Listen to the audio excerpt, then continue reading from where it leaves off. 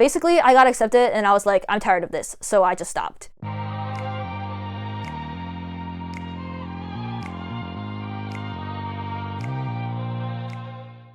What up, gamers? Welcome back to my channel. So for those of you who are new here, my name is Michelle and I recently graduated from undergrad with a degree in biology and a minor in music. So last year I applied for medical school and I got in, so I'll be starting in the fall. So a few weeks ago I made a video talking about the things I wish I knew while applying to medical school, and in that video I talk about studying for the MCAT, shadowing, and other tips and tricks. So if you want to learn more about that, I highly recommend you check out that video, linked in the description. So today I have another kind of med school advice related video for you. I'm going to talk about my stats for med school, so my MCAT, my GPA, and also the extracurriculars I did. I'm also going to talk a bit about the schools I applied to and whether I got an interview invite and was accepted. I really liked watching videos like this when I was applying just to see how my stats aligned with other applicants and whether or not they got in. Basically, I liked finding people with similar stats to me, and seeing them get in helped give me some reassurance that I might get in. Did their application results have anything to do with mine at all? Probably not, but it did make me feel better. So hopefully this video can help you guys feel better about your application too. So let's start with GPA. So I applied at the end of my junior year after completing 3 out of my 4 years of undergrad, and at the time of applying my GPA was 3.77 and my science GPA according to the MCAS was 3.62. So I'm gonna go ahead and show you guys screenshots of my grades for all my classes I took for the first 3 years. I highlighted in blue the classes I took for prereqs, and yeah, if you're curious, I ended college with a 3.81, but obviously none of the schools I applied to saw that until after I was accepted, so it didn't affect my acceptance at all. Next, let's talk about MCAT. So I didn't do that great on the MCAT, and if you watched my previous video where I talked about mistakes I made, you'll see why, because I did not study that well. But yeah, so I got a 506 on the MCAT, which is objectively not that great. I think that's like 66th percentile, and here's my score breakdown if you're curious. Okay, so now on to extracurriculars and activities, and I'll include screenshots of my activity description that I included in my actual MCAS/AA COMAS application. So let's start with medical/clinical experience. So the first one I have on here is EMT class and certification. So the summer between my sophomore and junior year, I took an EMT class with my local community college. So we met twice a week for almost the whole summer. So that was about 19 hours of class for about 2 months, I believe. And on top of that, I also had 24 hours of clinical experience. So I had to do a 12-hour ambulance ride shift and also 2 6-hour shifts in the ER. So in total, I had about 168 hours of EMT class and clinicals. And after all that, I took a certification test and passed, so I became certified. And I never ended up using that certification, but it was definitely a great learning experience.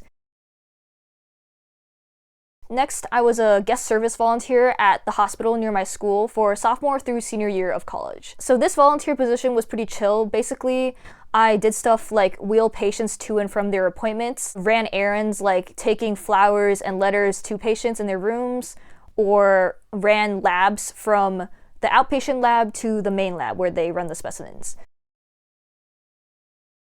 Next, hospice volunteer. Basically, I spent an hour a week with hospice patients talking to them and keeping them company. And I did this the summer between my sophomore and junior year, but I only did it for about a month, so I only had 4 hours for this.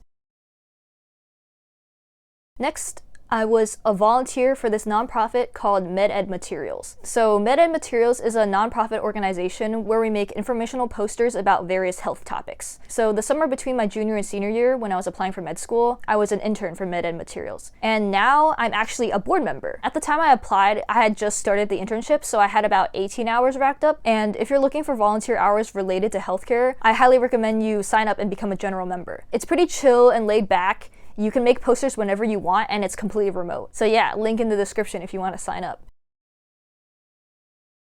Next, let's talk about shadowing. So I shadowed a pathologist for 2 hours, a forensic pathologist for about 5 hours, and then I also did some virtual shadowing. So I shadowed a dermatologist, OBGYN, family medicine, and radiology.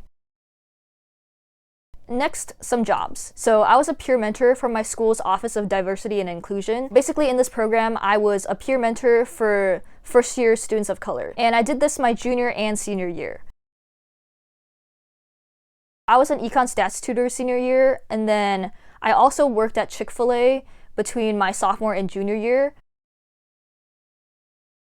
Now some other extracurriculars. So I was on the exec board for my school's Asian Pacific American Coalition from the spring semester of my freshman year through the fall semester of my senior year. So this club was basically our Asian American culture club, and we hosted a bunch of fun events celebrating Asian culture. So I was the secretary for one semester during my freshman year, and then I was the treasurer during my sophomore year, and then I was the president throughout my junior and senior year. And APAC actually won RSO of the year when I was president.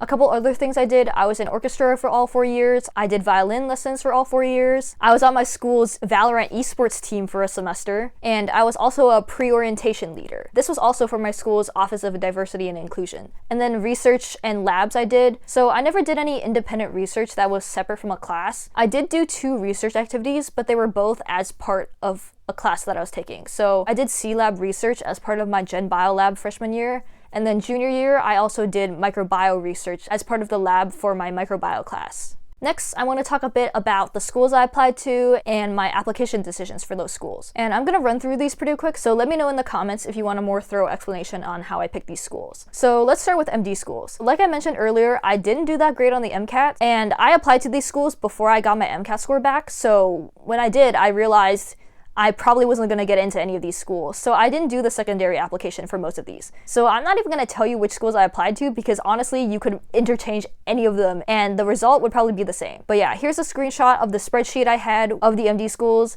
and as you can see, my GPA was like okay for most of them, but my MCAT definitely was not. Here's a screenshot of the DO schools I applied to, including their median, matriculant, MCAT, and GPA. And as you can see, most of the schools I applied to, I had a pretty good GPA for, and mostly had a good MCAT score for. And here are my interview invite results. So out of the 8 DO schools I applied to, I got 3 interview invites, one from Marian University, the Arkansas campus of the New York Institute of Technology, and the Chicago campus of Midwestern University. So I actually got an interview invite from one of these schools, and interviewed there and was accepted, and just decided not to interview at the other 2 schools. So even though I got invited to interview at 3 schools, I actually only interviewed at 1. Yeah, basically I got accepted and I was like, I'm tired of this, so I just stopped. But yeah, for privacy reasons, I'm not going to tell you which school I'm going to currently, but maybe I'll talk about it in the future. For now, this is probably enough information where if you wanted to compare and see whether or not you might get an interview invite and or get accepted at a school, hopefully this is enough to give you some idea of whether you would get in. Obviously, there are a lot of things that go into an application than just your stats, but hopefully what I told you about my extracurriculars will also give you a better idea of whether you'll get in. But yeah, so that was how I got into med school, my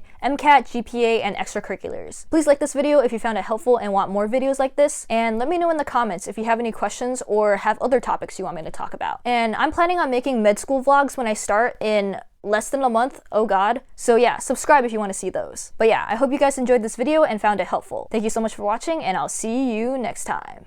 Goodbye!